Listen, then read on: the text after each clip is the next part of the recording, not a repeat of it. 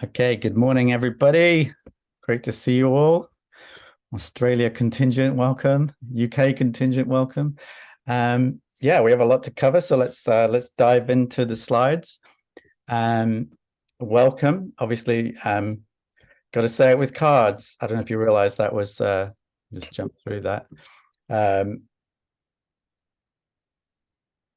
Mark, you just skip past the slide. There we go. Yeah, so I don't know if you're aware, but this just to reiterate a point here that these these are created via the platform. So you can turn your card deck into letters and then literally say it with cards. Easily straightforward from Deckible. That's a collaging feature. I don't know if you're aware of that, but if not, it's worth being aware of because that's a really cool way of using your artwork to communicate and promote your deck on social media. Okay, so lots to focus on. We're going to meet the extended team. Some great news. Obviously, Deckable's grown in team size. We've restructured around a new team. We've got a website and app update to talk about. We've got market updates and thinking about the marketplace. And we're also going to share you some previews of the creator zone, which is like Google Analytics for card deck creators. So yeah, so meeting the team. You'll be aware of me. Obviously, I've met most of you before, I think, as my background in sort of tech and media. And on the call with me today is Mark Hudson. Mark and I basically met through Business Objects, but we sold both different technology companies to Business Objects, and we met while we were there and had a great time. Business Objects was this amazing kind of brain trust. It was just probably one of the best software companies to be part of, and it was a real learning experience. So yeah, Mark and I got on like a house on fire as soon as we got there, and sort of operating inside as two innovators and entrepreneurs operating inside like 1,000-person company. So we kind of shared that challenge together. And Mark's gone on to do a couple of other things since then. And joining our team are Paul Valander, who has worked with Mark on his prior startup in the business intelligence space, and also Jason, who was their first hire post-acquisition at Business Objects. And so the four of us have all worked together before, have a good understanding of each other, and really seasoned technologists behind this. And I think one of the things I often kind of impresses me when I sit down and think about it is Deckible is one serious piece of engineering. It's just not simple to create what's behind Deckible, and we couldn't have done it without having such a great team. So that's amazing and very exciting, and I think this is just going to help us fuel our growth moving forward because of what we can achieve with all these resources behind us.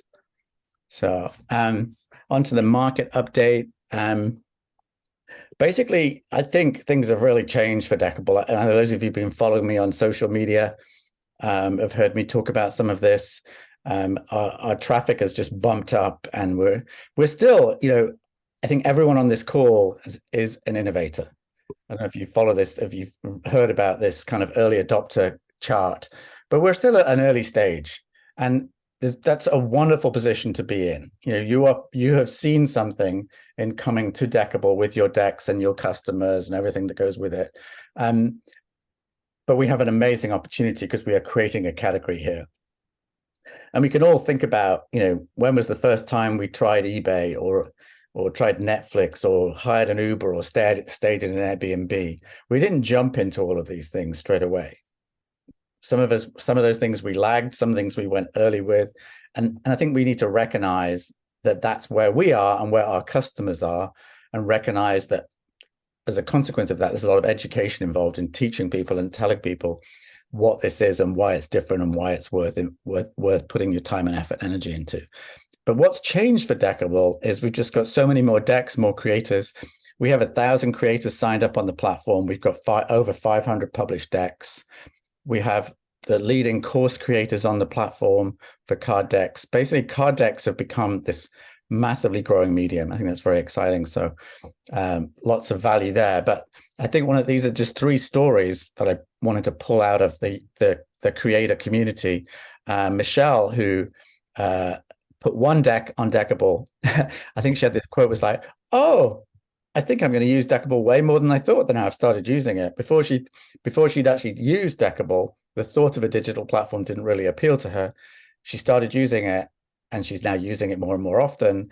And she's now added the rest of her decks, and she's introduced us to her contact at Schiffer Publishing. So that's an impressive kind of validation of where we are and her feelings about the use of Deckible. I think the same story with Chris.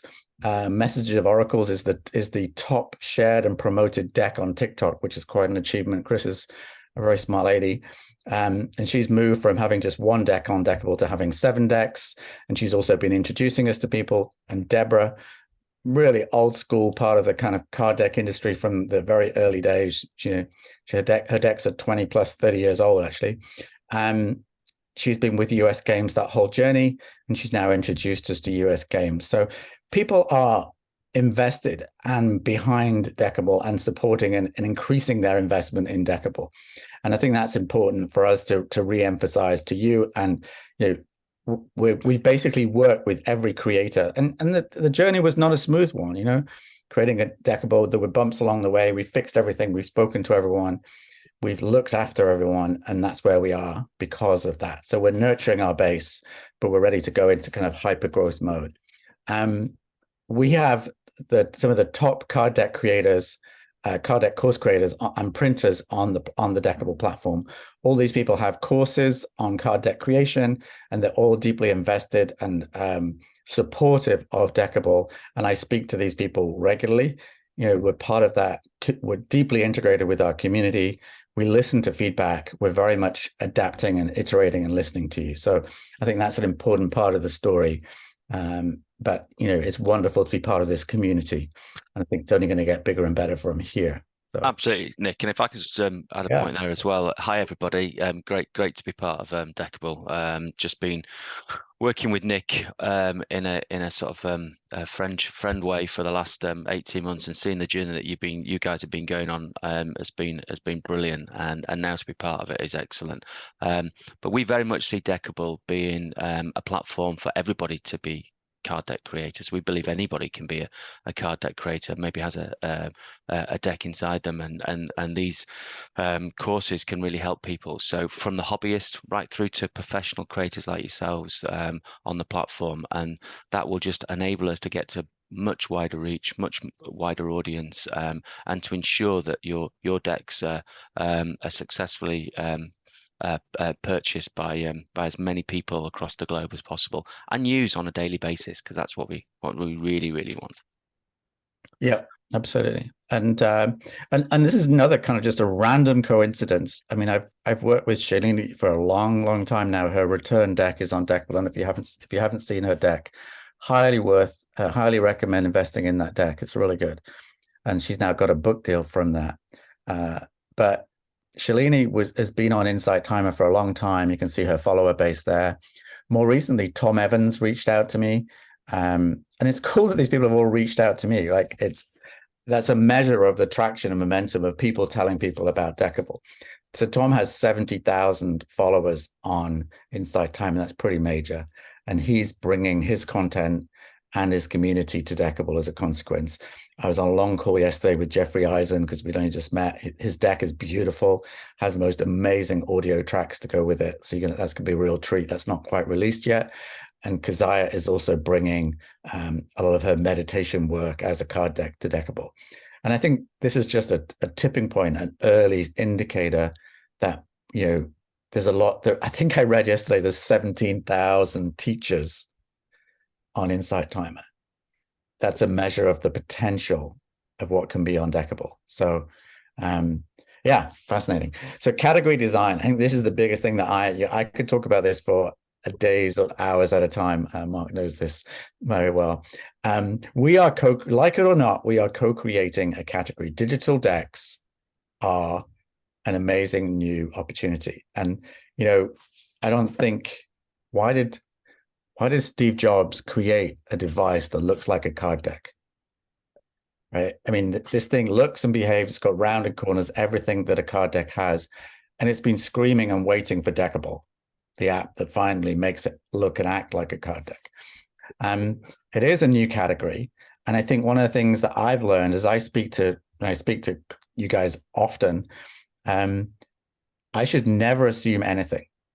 I may have said the same thing 6 times over. You will have each heard one thing during a call and taken away that.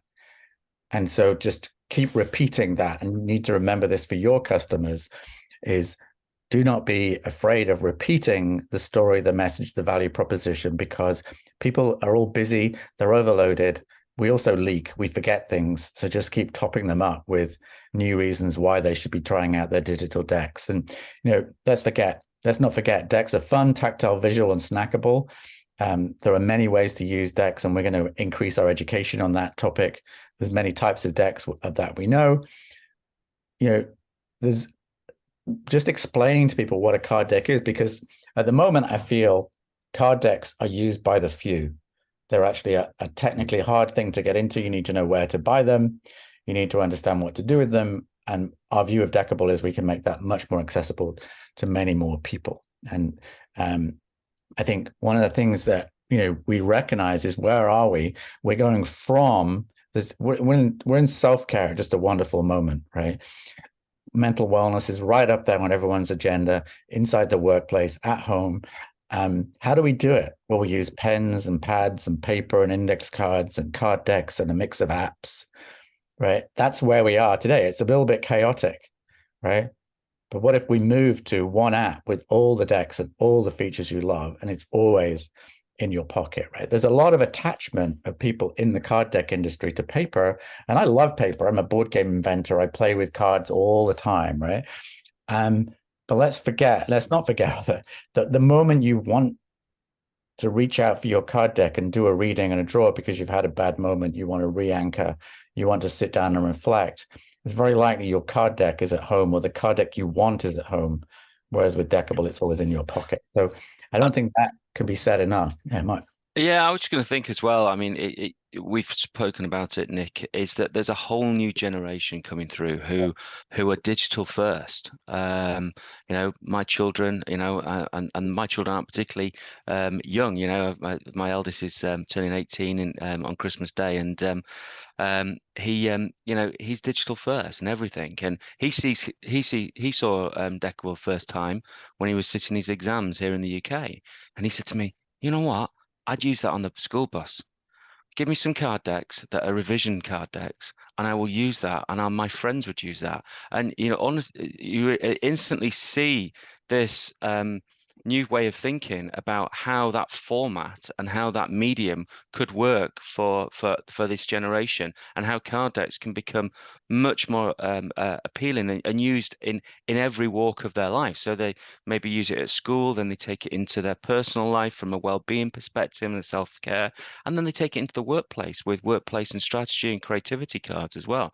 And I think, this is the whole point about being a category leader in this digital card deck space, is that you guys are all innovators and have realized the value that bringing physical card decks into a digital format will bring. And it's just really, really exciting. And I think Deckible, brings all that capability and features together in a very nice way. Yep, absolutely. And we have a very strong point of view. This is definitely textbook stuff of how you create a category. And if you're curious and you haven't read our point of view, you can go to cards.deckable.com, and there's a post there that articulates that.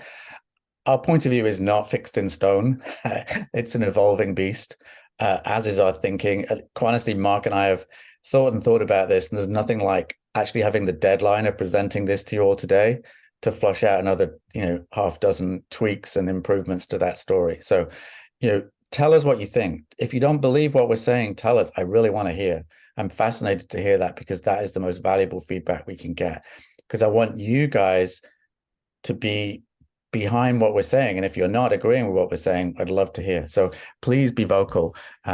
You are metaphorically on the bus, and here's the steering wheel. Help us steer it. We will adjust and direct adjust course based on community feedback. So I'm very happy with this. Is one of the fun things that have emerged from our discussions. We've ended up with this 7-segment the Deckible dial. Is like, how do you want to dial in your experience today? Do you want therapy and coaching? Do you want tarot and oracle, creativity and ideation, etc.? Um, you know, in order to get from this chaotically piecemeal view of self-care to create a bigger market, we need to make it simpler and more accessible to more people. And that's what we believe we're heading towards. We don't think we're there, right? We know we've got lots more to do, but I think there is more than enough in our vision for people to see, oh my God, yes, I can see this now. I'm going to jump in and invest. I mean, it's like to be an innovator early on Deckible is a phenomenal opportunity because you're in on ground zero on this thing that's just about to explode. So this simplifying the whole of card decks into 7 segments is a big deal, I think. And this visual is going to get used everywhere.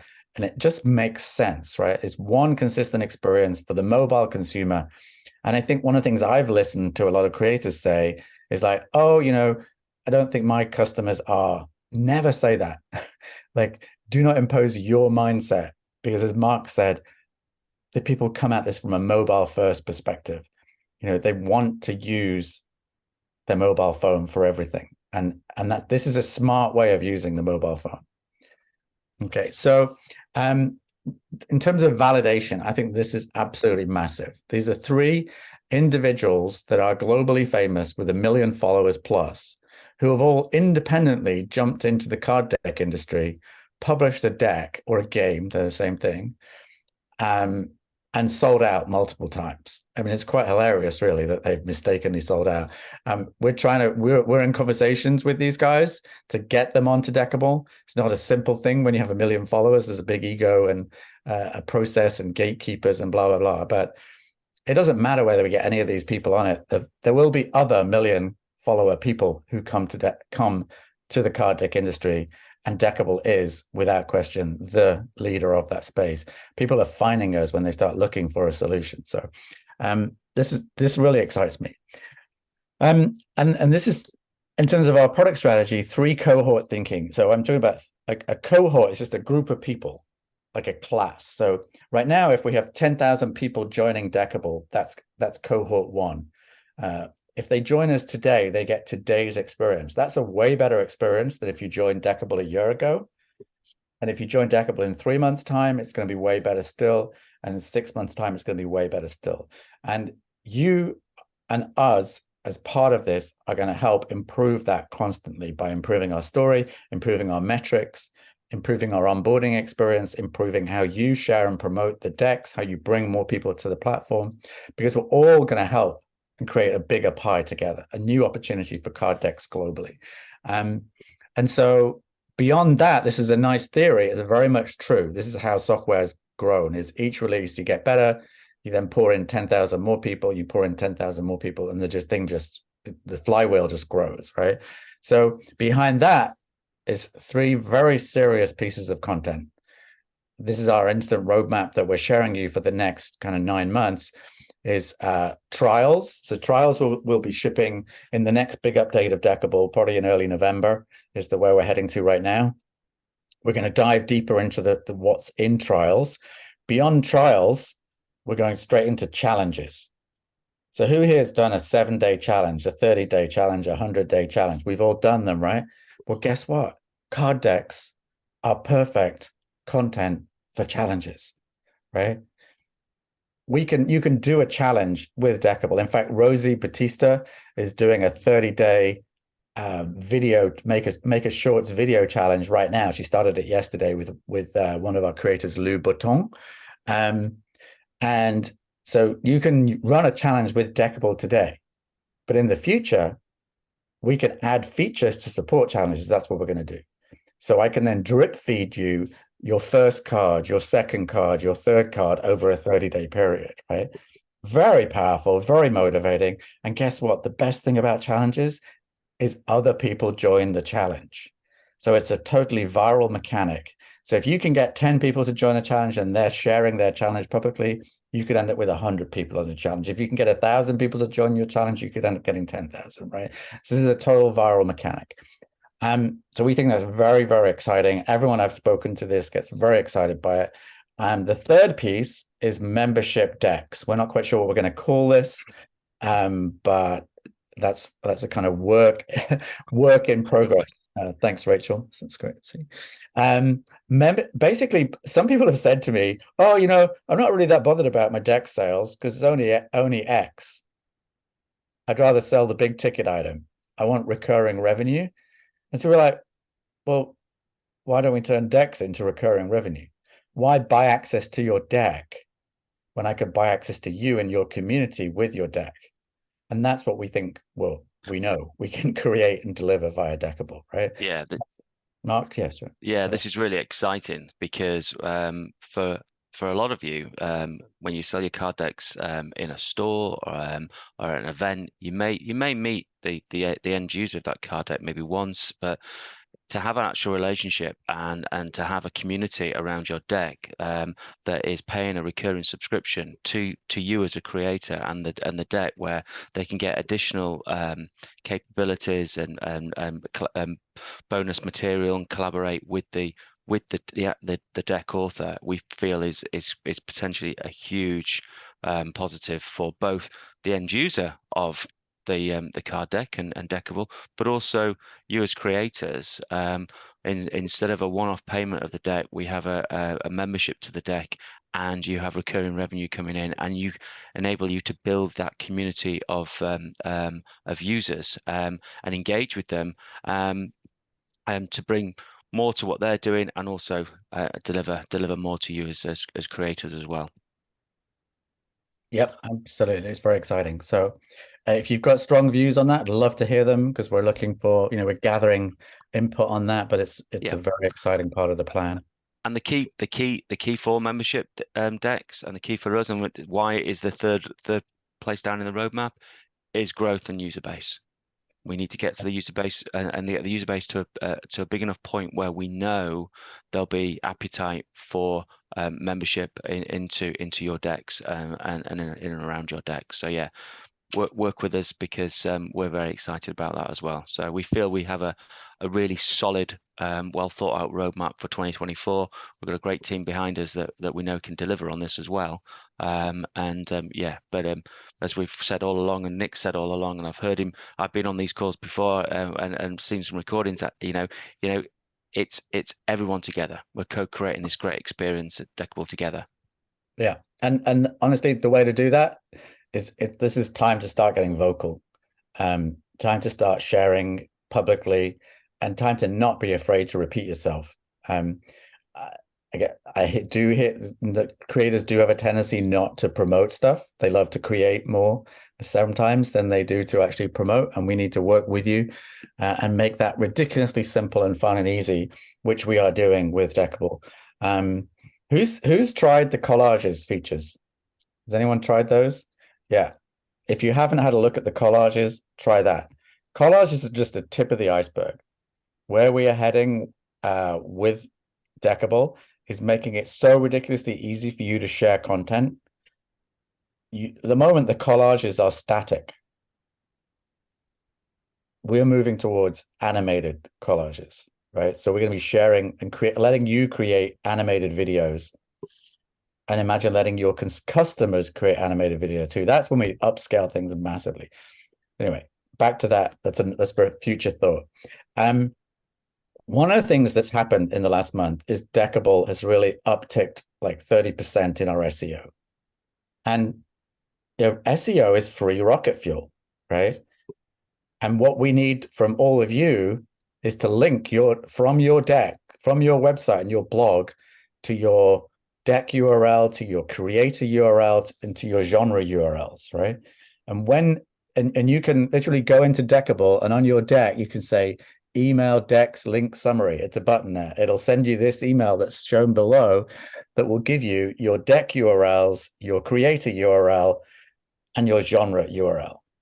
Okay. And then please link to those, from your website and blog and from your social profiles, because that's going to help people find you, but also it helps Google give us more SEO juice and credibility. And that's a big deal, because when we get 500 creators doing that, this SEO traffic is going to go up and up and up, right? because in 6 months' time, we're going to have 1,000 creators, 1,000 decks on the platform, right? That's going to be more SEO, more, right? So that's just I before this, I was at Listly. We used all this stuff. It made a massive difference, and I know it's working here. We have such a good SEO strategy, which I could spend an hour talking about, but I'm not going to. Yeah, so you have a key role in category creation, right? You are a creator, you are an evangelist, and you are a collaborator, right? I think you all happily sit into the first box because you've made decks, right? You can create more great decks. You can write, make sure your deck bio. Some people have got very, very short deck descriptions. I honestly think you should have like a 500-word description. Have a lengthy bio about yourself. Don't be afraid to put that information out there, because this is all SEO content. If you haven't used the collaging tool, do so. I showed before. You remember on the card deck, the card creator course with those meme cards. The meme cards are very new and very cool. I haven't talked about those at all, but they're very cool. You can do those shortly.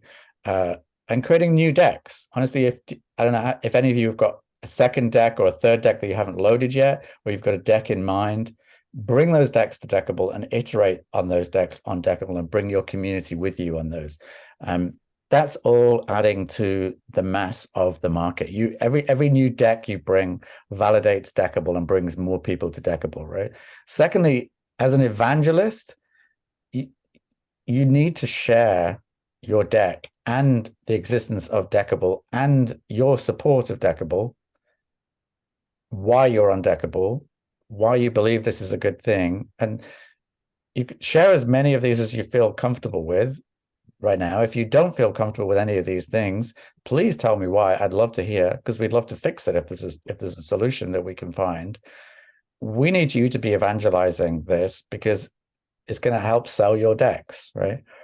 And when we get, it's not an if, when we get 1,000 creators actively evangelizing the platform, this thing is just going to fly to the moon faster than we're going to have trouble holding on, right? So we've been laying the ground rules really carefully, really safely, real solid foundations, but we're ready for the next phase. And I've said this many times, but not everyone necessarily listens, because that's normal. But make friends in the Deckible community, right? There are some awesome decks. So go buy some of the decks that are in the same space as you, that you admire. Reach out to those creators. Comment on their posts, like their posts, make friends with them. Say, hey, can I jump on a Zoom call? See you on Deckible. Would love to collaborate. It's ridiculously easy. These people are super friendly and super accessible and will talk with you. And perhaps you can create something together, but perhaps you can co-promote each other's work. The opportunity there is massive. And if anyone needs help on that, I'm more than happy to chat about it. I'm just going to show an example of a meme card, because Kat's asked, where were they? They were back here somewhere, weren't they? Yeah. There we go. There we go. There we go. This is a meme card, and within the your creator log on Deckible, you will be able to create these meme cards and the color of these meme cards, and you'll be able to then share them. And people use the QR code, and it'll take them straight to either, and if they have the App Store, to a deep link within the App Store on their device as well. So they're really going to be really cool for you guys if you're at events and you have a table at an event or something, and you have you print out your meme card onto A4 or something, and you have it just in front of you. People can QR code it and quickly get to your deck within the marketplace. And honestly, I realized one of the things that I need to do there is help you create them as printable business cards. And if you have 5 other friends on Deckible, print some of theirs on the back of your card, because that's how we collaborate, right? We're just scratching the surface on where we're going with this. So were we back one, I think? Done? Yeah, okay. So then we were on collaborators. Yeah. So like I'm not giving up on this. I know I have crowdsourcing running through me like a stick of rock. Like everything I've ever done has been crowdsourcing based. Deckible is crowdsourcing based. Listly was, my board game was. I understand it deeply. Like the psychology of social media and sharing and and the 1% rule, 1990. These things are all really big. So yeah, more on that, but it's just honestly, the first thing is just reach out. Everyone who's card deck you love on Deckable, reach out and say hi, jump on a Zoom call with them. I'm sure they'd all be willing to do that. Okay, so then the last thing, the last slide there, I think. Sorry, Nick. Sorry. Just responding to something on that. Was, how can you help? I hear you asking, how can you help? Well, even if you weren't asking that, I was going to pose the question anyway. And really, you can help before, during, and after the launch, right? And you can help in a small way or a medium way or a large way. You choose. Before the event, a small way to help would be to share the event, the launch event, with friends, right? Suggest media outlets. A medium would be a medium ask. Introduce us to a journalist that you know would be a big ask, right? You choose. I'm not saying, but just bear in mind, these are things you can do before we launch, during the launch, and after the launch, and you can choose the size of your investment, right? But this is collaborative. We're doing an amazing job, I think, of supporting all of you. You're doing an amazing job of supporting us. I mean, this is how we formalize it. This is the culture of the community that we're going to create, right? This is there, sharing, collaborative promotion, and it's really coming together. Oh, when is the launch? That's coming up. Next couple of slides. Okay, good question. Spot on. Cool. So Mark, do you want to take this website update? Yeah, so one of the things that we're going to be doing alongside the launch, of some of the new features we're going to talk about very shortly in the next couple of slides, is also a rebranding and a relaunch of the website as well. So we've spent some time now. Now it's more than just Nick. We've got time to actually sit down, understand what Deckible is all about, and start to build out a website that's going to look great on the on your users' desktops, but also equally great on their mobile devices as well. So it's completely reactive design. So wherever device you're on, it should fill the screen format of the device. Big focus on what we're talking about, wellness daily practice. So this whole self-care arena that Nick talked about, and how card decks can be a real validation and help users in their day-to-day lives, as well as workplace creativity. We have a number of workplace and strategy decks on the site as well, and also an area for creators, which we're going to come and have a look at. So all the pages have been redesigned. We're very much focused on product and the look and feel of decks. If I go back one, actually, you'll see this all the decks flowing into an actual card deck on the device. That's going to change, so that image will actually rotate around, and we're going to have about 20 or 30 of those. So there'll be different card decks. It's not always going to be the same card decks. Depending on when a user arrives to Deckible, we'll be promoting different card decks and different images on there. So you'll see your card decks on there, etc. As opposed to just static images. There'll be lots of them behind there, and that's the beauty of the platform that we're using. It allows somebody with very little technical skills like myself, albeit I do have to admit that I do have a degree in computer science, but that was a long time ago, and have lost those skills over the years. But I can very quickly update the website and update images and so forth. So it's going to be a great tool for you guys to promote. And that takes us on to one of the big news today is trials and deck trials. And firstly, we just want to talk about why offer trials. At the moment, a user comes on to Deckible and they have 2 free decks when they first register into the app and go into the app. But what we've been finding by our data is they don't tend to use those 2 free decks because they have no meaning to them. They're just there just to really show how to interact and experience Deckible. As a user, you probably really want to get into a category and a deck that speaks to you and that you're interested in. So one of the things we're going to be doing when we onboard a user now is asking them, hey, what speaks out to you? What categories are you interested in? Is it tarot and oracle? Is it workplace and strategy? Is it choices and prompts, etc. And you'll be able to, the user will be able to tell us their favorites. So that will help us then bubble up the relative category and the card decks in those categories in the deck store. And what we found and research that both Apple and Google have done with their own app stores is that trials allow users to embrace things much quicker and much easier. If someone sees a trial, they don't see the barrier that is, oh, hang on a minute, I've got to pay for something now. I don't know what it looks like. You know, I really want to play around and do a couple of draws and see if it speaks to me. And in many ways, Nick and I talked about this. If I was at an event and I met a card deck creator, and I was talking to them about their card deck, they probably have the card deck in front of them on a table, and they're probably going to maybe even offer to do me a draw or a reading and allow me to interact with those cards.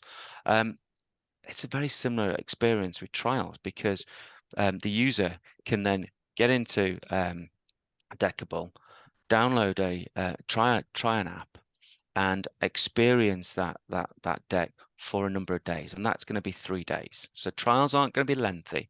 Trials are going to be very time-based, very focused, and the users will have trial credits. Initially, they'll have a number of trial credits, and those credits will reset every time they purchase a deck. So if they like a deck, they get more trial credits. So the more decks they buy, the more trial credits they buy. And we may even get to a point where they can, if they send out a link to Deckible or your card deck to some friends, and those friends come on the platform and register on the platform, we may give them some more trial credits as well. So a way to actually get more people interested in your decks and interested in Deckible. And what we've seen is the evidence shows that it will drive faster sales. So we believe it will drive faster deck sales for you guys and remove that barrier to entry of oh, hang on a minute, there's a price associated with that. Well, actually, no, I can get in, I can play around, I can do some draws, and I can then make my mind up. And what's really exciting is you're going to be able to see all of this. So you're going to be able to see how many people are currently trialing your decks, and you'll be able to make a decision as to whether you want to send those anonymously, because you won't know who they are, but maybe send them coupons to try and focus them after the trial to purchase your deck, etc. So we're removing the free decks as well. So that confusion of those two free decks being there, and we did some research, and I've spoken to a number of, I did some interviews with actual users of Deckible, and it was confusing. What are they there for? I didn't go into the deck store for them, so that removes that confusion as well. And those preferences are going to be really powerful, and a powerful way for us to start to learn more about the user community and what they're interested in as well. And the analytic geeks in Nick and myself and Paul and Jason will start to come out as you'll see. So how the trial process will work. The trial period will be 3 days. Each user will receive a number of credits. We're not fixed yet. We've gone from 5 maybe to 10. We don't want to be a barrier, so we might suck it and see for 3 months and see what works and maybe increase, etc. One credit is 3 days. Yeah, go ahead, Nick. I was going to say the thing is we can use the need to acquire more credits as a motivator to get people to do things, right? Yeah. And that's we've got them, and the very simple reason why we have credits, we have 500 decks on Deckible, 3 days of trial. I can use Deckible for 3 years without buying a deck.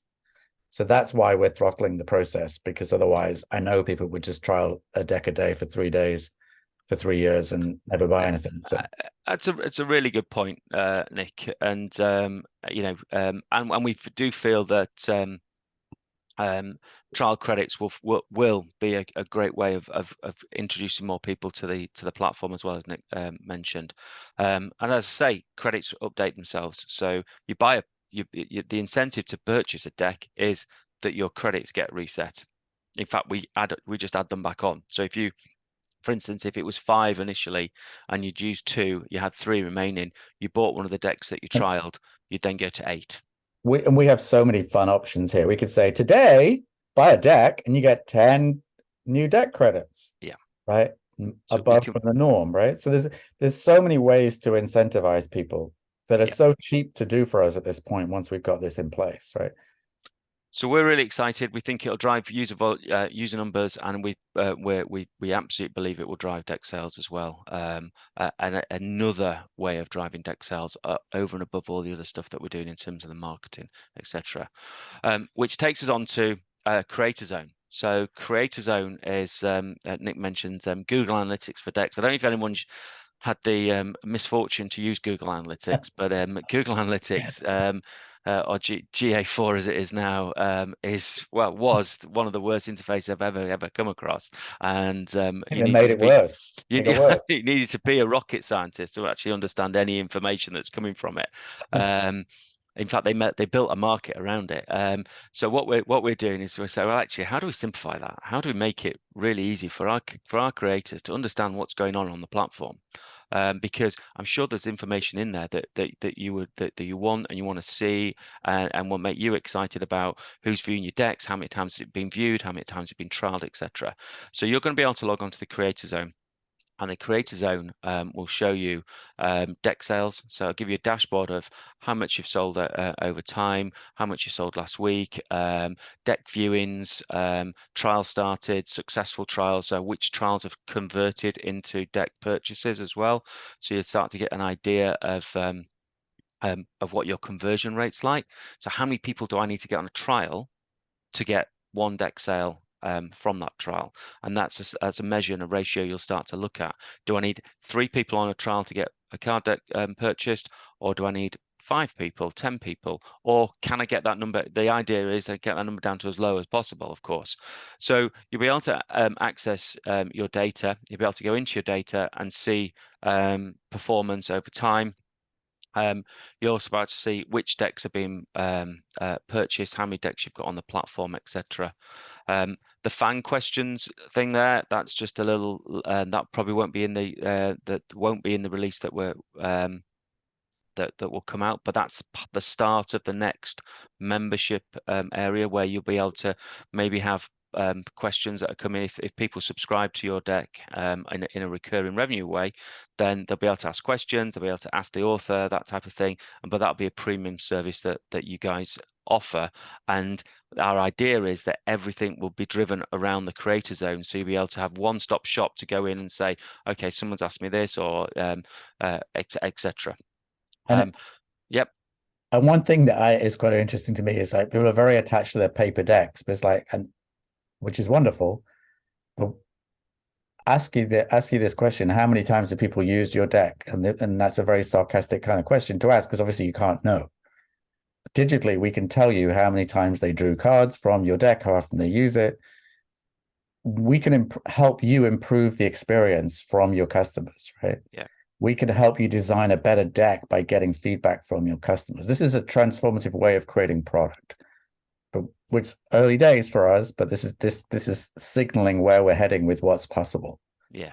And that's why the membership is so exciting into 2024, because your community becomes really real. You can see them. You could hold monthly Zoom calls with them because they subscribe to your content via Deckible and your decks, and and they go from being anonymous to having a face, having a name, and because they subscribe to you, the part of that subscription process would allow us to share their details with you. Today, we can't do that. We're not allowed to do that.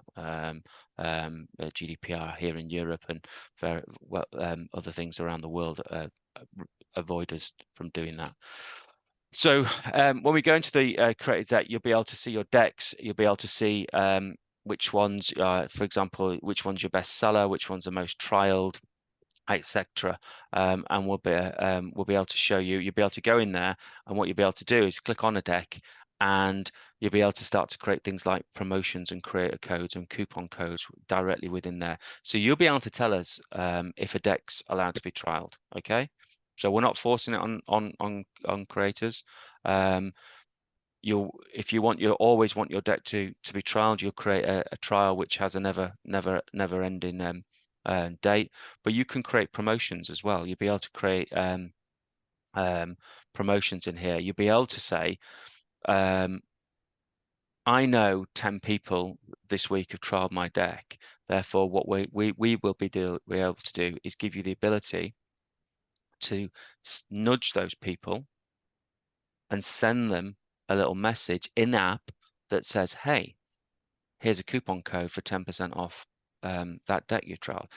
But it will be up to you as creators if you want to do that. We'll give you the marketing tools and the nudging tools to be able to do that. And that will happen in app, irrespective of whether you know who those users are, because we know who they are, we know who's trialed them, and you want to reach out to them.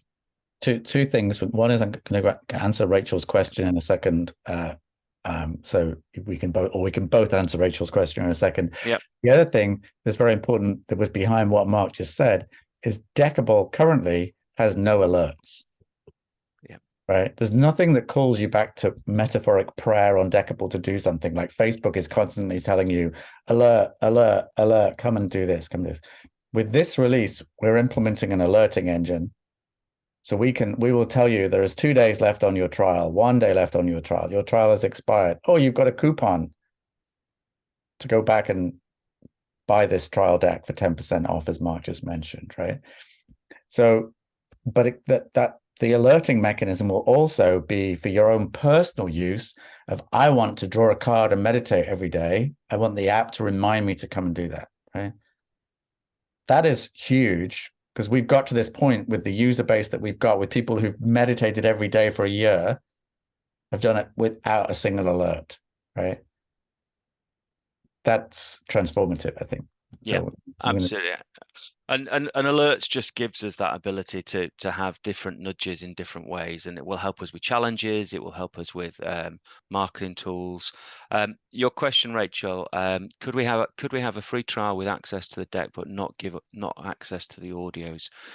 If audio is if audio is a side of a card within Deckible, it will be available in the trial.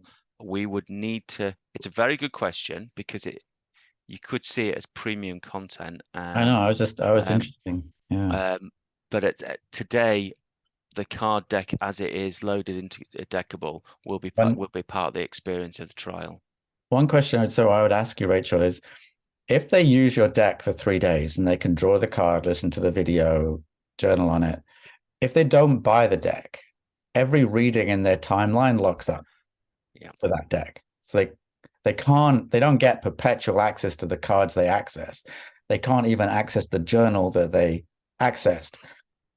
At any point they can click on it and upgrade to buy the full deck, right? So it's a catch-22. I think the whole idea, like, it's classically what you'd call a puppy dog sale. Fall in love with the puppy and don't give it back. It's possible we could have bonus content. I think we have avoided that to this point purely from a point of view of trying to keep it simple. And honestly, there's a question that people have asked, but we've not done nothing about to this point, because we just think it's beyond where we are. But is that you could have 2 versions of the deck, one with basic content, one with premium. Again, that feels complicated, but we could integrate that. As we haven't. These are all wonderful problems to have once we've got that. Yeah, I think, and the this basic problem is, let's get to 100,000 users and get this everything flowing, right? And I think also we talked about audio and video, and one of the things that you'll have seen in the latest release, guys, is that audio is now played as you turn onto that. You don't have to click it. It's part of the card now. We've implemented that. So when you move to that card, it will play within the card. We're looking at the similar ways to put video to play within the canvas as well, and not have to go to through a different workflow. So we're hopeful we'll be doing that in the upcoming releases as well. These are features that we may and you guys as creators may want to take into the membership approach and the subscription approach later in 2024. Right, So there's right. nothing stopping you today having decks available with audio in. And then when we move to membership, saying, well, Mm. actually, that deck doesn't come with audio anymore, because if you want to buy that deck and just purchase that deck for Right, $9.99, you don't right. get audio. You want to subscribe to my membership of that deck, then you get audio, you get video, you get 3 Zoom calls with me a year. You get ask the creator questions that come up in your creator zone that you might answer, and that might be around the cards or around a reading, etc. So yeah, I think membership brings us infinite possibilities in terms of, but what we need to do is get your user base to a big enough spot to make that really nice. So on a monthly basis, you see those recurring revenues coming into your into the creator zone and on the screen and in the dashboard. So yeah, so that's going to be Creator Zone, and as I say, we're still work is ongoing on that. These are pre-release screenshots that our team sent us over literally 15 minutes before before we started this call. But we've been on with it for a while now, and building out that. And I agree with all the comments about reminders, notifications. It's just what people expect when they're using apps like that, and they can be so powerful and so timely. And I think from a marketing perspective, once someone's come out of a trial, there might be a case of actually, I want to ping half of them. If you've had a trial 1 week and you've had 20 people trial, you can do A/B testing. A/B testing is where you send half of them a coupon, and you don't send the other half a coupon, and then you look at how that coupon worked, etc. So there's a lot of things that we can start to do, and will start to add. I think Creator Zone will be the marketplace. What you haven't seen in here is the marketing slide, because I didn't get that screenshot. In the marketing slide will be access to content that we've written that you can change, images, videos. I'm personally working on a folder in Canva that you can then go in and create your own videos. So all the templates will be there. You just change it to your color, you add your screenshot in there, and then all of a sudden you've got your own marketing material to use as well. So what we're trying to do is be a one-stop shop for you as well. You're the creators, you're fantastic at doing all this stuff, but probably haven't got the time to do all this marketing stuff that we can actually do, put it on a platform for you, and then you can just change and alter to how you'd like to send it out to your user base. I think there's also one of the community features that is there that's just, there's a lot of people on the platform who have created things for other people on the platform. There are artists that have designed many decks for other people. There are many of you that have been paid to upload decks for other people. And promoting other people's decks is a service that some people could be offering too, right? Because people want that. There's so many things when we begin together and say, I can do this, I can do this. I'm looking for help here. I can offer help here, right? And this doesn't have to be free. This could be paid, whatever you choose. I'm not getting in the middle of that, but I just know there's something magic about the community and the shared knowledge and the excitement that can come from this. And one more point I just wanted to make was alerts and challenges is perfect, right? You bring in a 30-day challenge and the alert brings you your card of the day. Next challenge, done, right? Super cool. Yeah, absolutely. Over to you, Nick. Relaunch plan.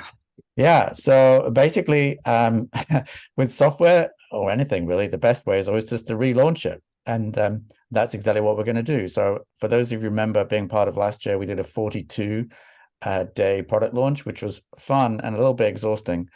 So my first cut of this was to reduce it down to 21 days, and then sanity hit, and I've decided, and also this, I was heading for 7, and now we have this beautiful visual of the 7 segments. So basically, we're gonna launch each segment on a given day over a 2 to 3 week period. So today is Tarot and Oracle Day. We're going to pick 10 creators or 10 to 20 creators.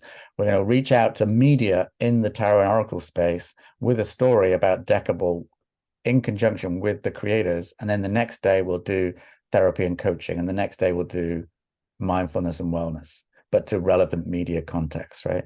So compared to a year ago, I think we have an insanely deep knowledge about the market, much more, the creators, much more.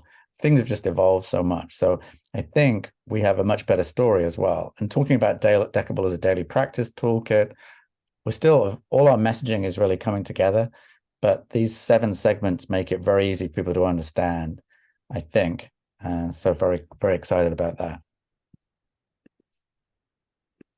Oh, just one question from who do we choose which category our decks for? No, but we're open to suggestion. I've just discovered that if you let a human being choose, they will put their deck into every category possible. So we manage that, but I'm very, if your deck does fit into a category and it's not in that category, we absolutely are open to adding in that for you.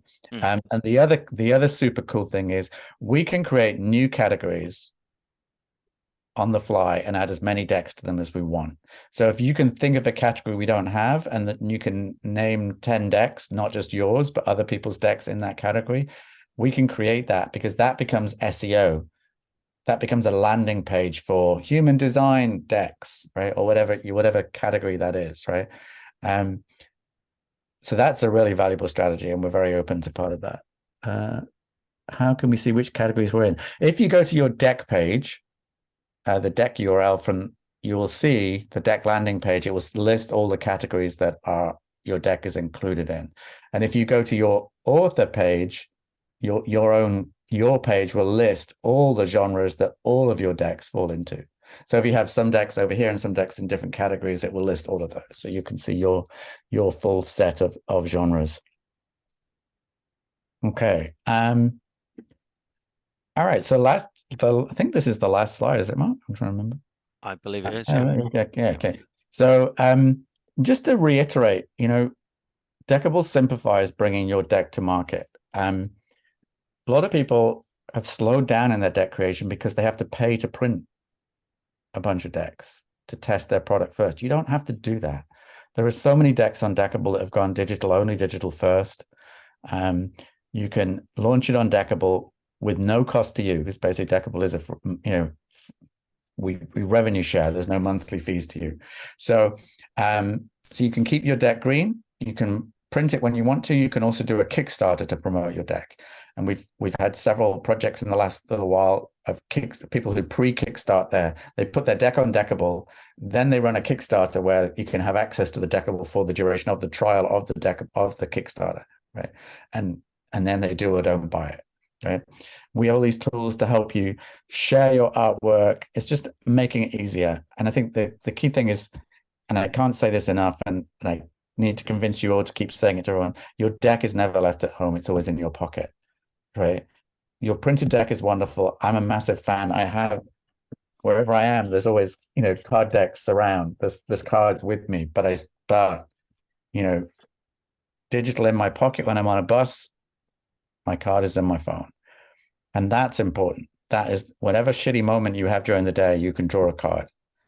Whenever you want to tell someone about an idea that's on a deck you know about, you can share it with them. Right, so that's the value of Deckible. And it's, really appreciate everybody being here. The support we've had from Deckible, getting to this point is phenomenal.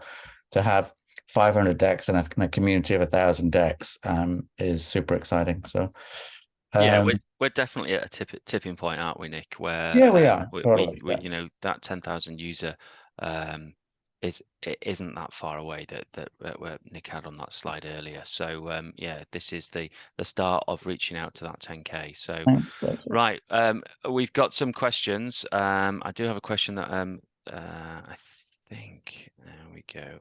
Yeah, Simone asked. I'd love to know what perspective, Nick. This one for you, really. I'd love to know what perspective you have on people saying they prefer the paper feel of decks, like Tower and Oracle. So absolutely. This is paper versus digital. Yeah. I love people that say that. It's totally personal, right? But often people say that are people who've not used Deckible. because it's a historic perspective. And how long did it take you? Do you still have CDs? Probably Somewhat. not. We probably moved to digital. And some of us, there's been a resurgence to books, and but we often just still have our Kindle. I I love paper. I play board games all the time. I invent board games. I love games. Cardboard is wonderful. Um, so I'm not against it, but I tell you what happens is you forget the reading. Like do a digital reading and then do a reading with a physical deck and then log that same reading in Deckible so you don't lose it.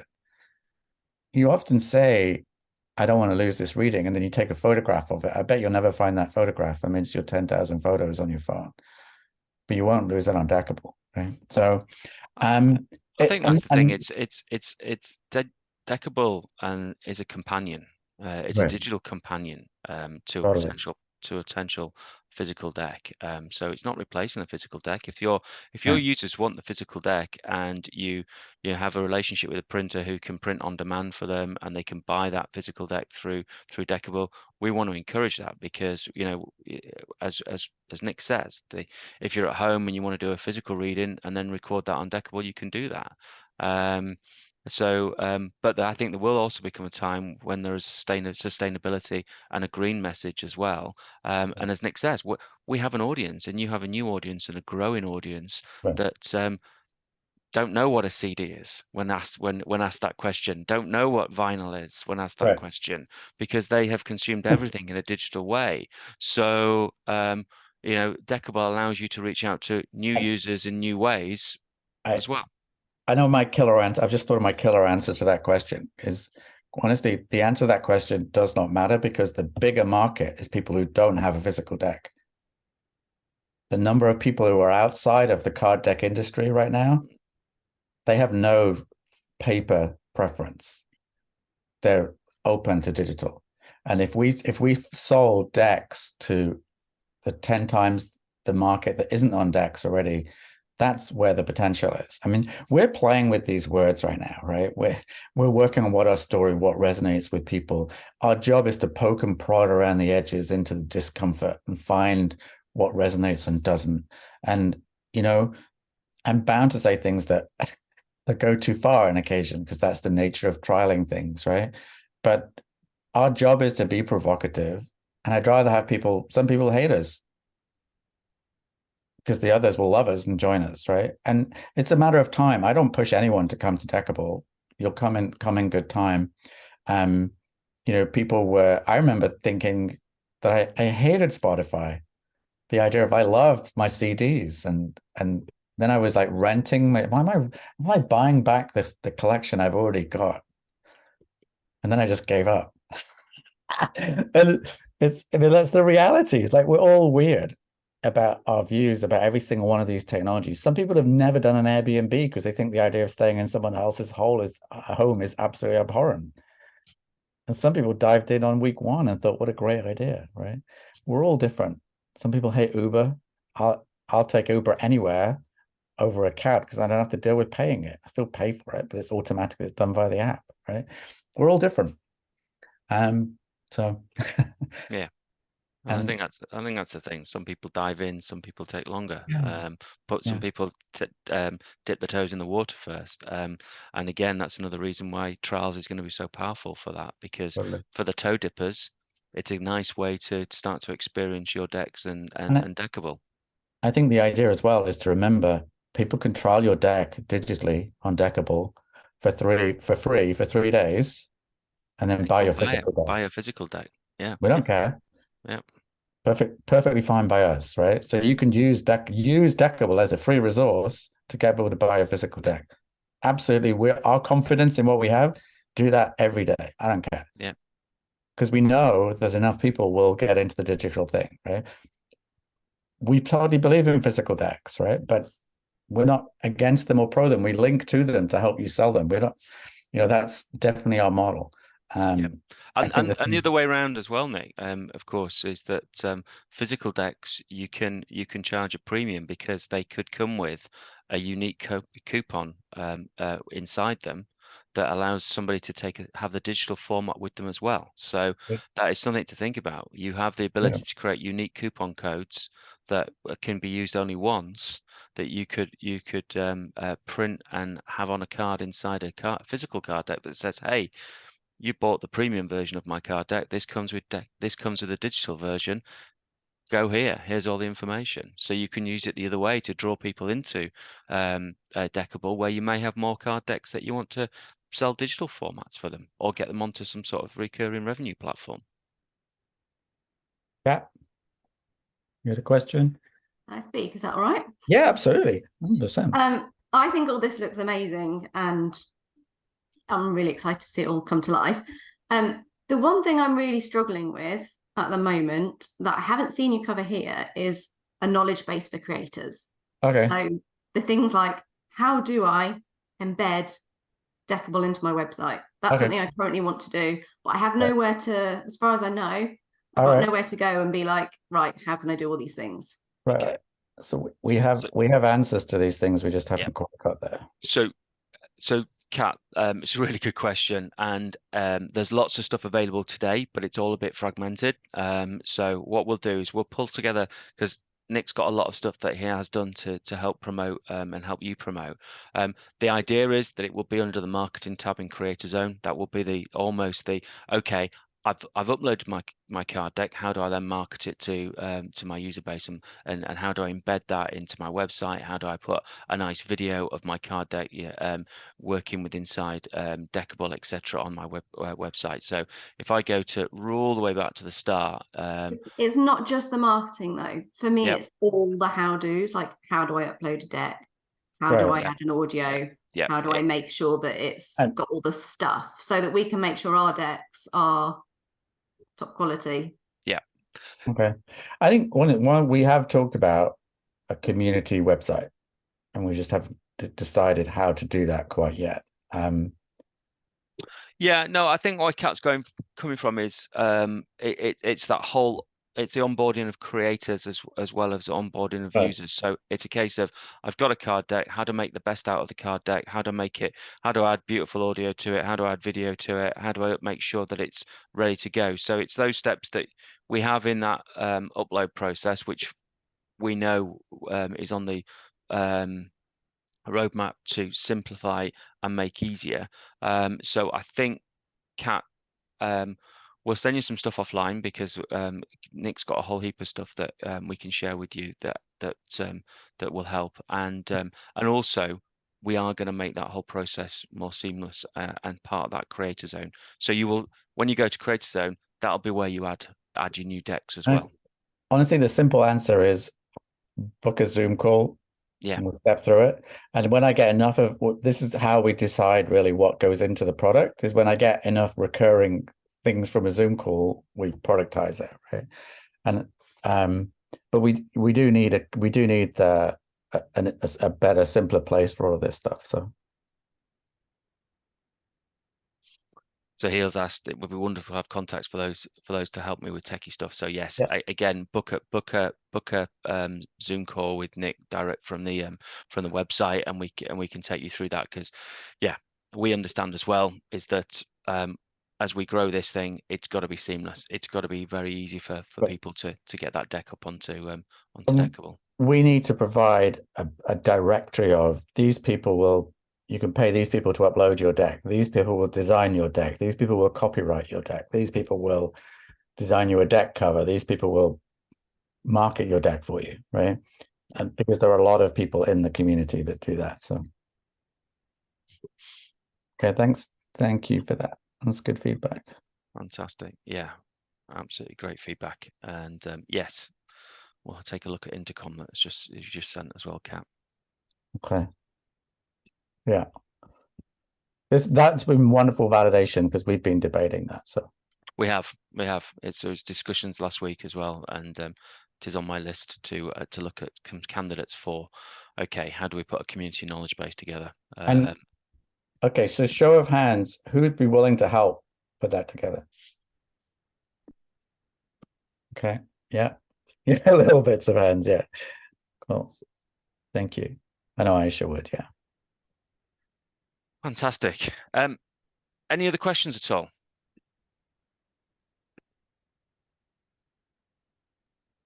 Yeah. Okay.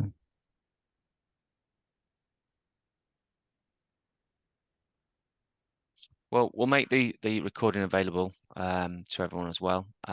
We're really excited about what the next few weeks are going to bring, and we'll be back in touch with more launch details, etc., and also proper beta access to the trials update version, which is currently in development as well and closing the end of development. Okay, well, thanks everyone. I really appreciate seeing you guys all today. It's been great to to hear your feedback and have you all turn up. It's wonderful. Thank you, much appreciated. Oh, but and honestly, at this point, if you know people, I'm sure you all know somebody that has a deck that is not yet on Deckible. And the more, pushing those people, nudging them, cajoling them, the more we have, the more momentum we have, the more validation we have. It all just builds, right? So that's exactly where we are. So I'd appreciate any of those kind of introductions, connections, it would be fantastic. So thank you. Wonderful. Lovely to meet you all. Thank you so much. Really enjoyed it and so excited to be part of this amazing community. Thanks, everyone.